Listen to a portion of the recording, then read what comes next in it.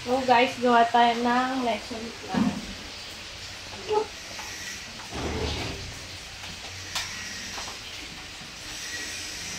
Samahan niyo akong gumawa ng lesson plan ngayon. Lesson plan, Monday ngayon, hindi ka pumasok.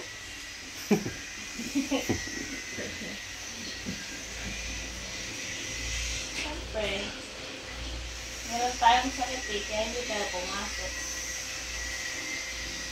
Meron tayo ng gamot na pang-acid. Pero hindi hadlang yan para hindi tayo gumawa ng lesson sa ng PowerPoint presentation.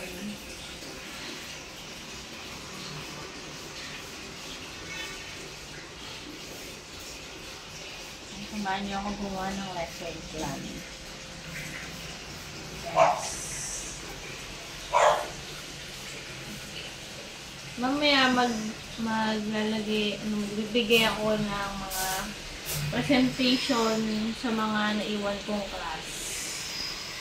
Kasi pwedeng kapag ka-absent ay wala kang gagawin. Kailangan mo pa rin gumawa. Ganun tayo. At may mga naghihintay ng mga batang mag-aaral ng lesson. Kaya kailangan gumawa ng PowerPoint presentation.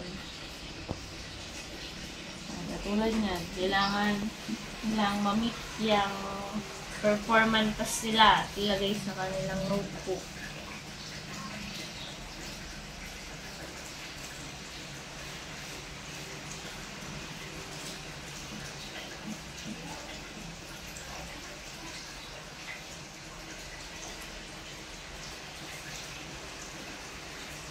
Yan lang guys ang ating gagawin for today's video.